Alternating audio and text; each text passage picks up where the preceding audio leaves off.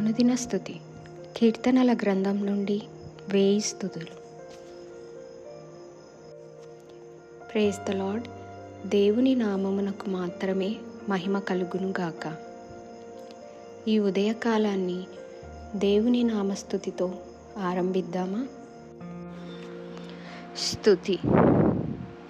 జనముల యోచనలను నిష్ఫలము చేయు దేవా, మీకు స్తోత్రములు. సదాకాలము నిలుచు దేవా, మీకు స్తోత్రములు. సంకల్పములు తరతరములుగా గల దేవా, మీకు స్తోత్రములు. ఆకాశములో నుండి కనిపెట్టు దేవా, మీకు స్తోత్రములు. నివాస స్థలము నుండి భూలోక నివాసులందరి వైపు చూచుదేవా, మీకు స్తోత్రములు.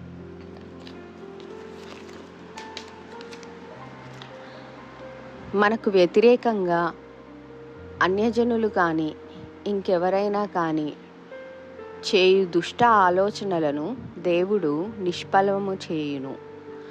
వాటిని ఆయన వ్యర్థపరచును. మనుష్యులను చూసి భీతి చెందనవసరం లేదు. వారు చేయు కార్యములను బట్టి భీతి చెందనవసరం లేదు. మన దేవుడు సదాకాలం నిలిచువాడు. ఆయన చేయ నిర్దేశించిన సంకల్పములు తరతరములు ఉండును. ఆయన ఎల్లప్పుడూ మనలను కనిపెట్టుకొని ఆయన రెక్కల నీడన కాచువాడు. ఆయన పరలోకవాసి అయినను ప్రతి భూలోకవాసిని లక్ష్యపెట్టును. అనుక్షణం వారి వైపు చూచుచుండును. ఆ పరాత్పరుడే మనతో, మన వెంట, మన ఇంట, మన లోపల ఉండగా మనం దేనికి భయపడాలి? భయం, బాధ, అసహనం ఇవన్నీ మానవ సహజం. కానీ ఒకసారి ఆయన యొద్దకు వచ్చిన వారు అలాగే తిరిగి వెళ్ళరు. ప్రతి పరిస్థితిలో ఆయన మనలను అర్థం చేసుకుంటాడు, ఆదుకుంటాడు, ప్రేమిస్తాడు మరియు ఎన్నడూనూ విడనాడడు.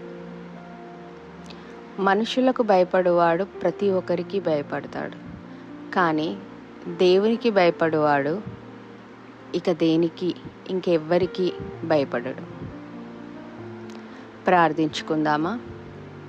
మమ్ములను చూచు దేవా, అన్యజనుల ఆలోచనలను వ్యర్థపరచువాడా, ఎల్లవేళలా మమ్ములను కనిపెడుతూ మమ్ములను కాచుదేవా, మా కొండ, మా కోట, మా ఆశ్రయదుర్గమా, మీకు ఎనలేని కృతజ్ఞతాస్తుతులను చెల్లించుకుంటున్నాం నాయన. తండ్రి, ఏకీభవిస్తున్న ప్రతి బిడ్డ యొక్క భయాన్ని, బాధను తీసివేసి వారిని కాచుకొనుము నాయన. అంతేకాకుండా ఈ ఛానల్ను, హ్యాండ్స్ మినిస్ట్రీని మరియు మమ్ములను దీవించి ఆశీర్వదించమని మా ప్రభువును మీ ప్రియకుమారుడును అయిన యేసు ప్రభు వారి పరిశుద్ధ నామమున అడిగి వేడుకుంటున్నాం తండ్రి. ఆమెన్.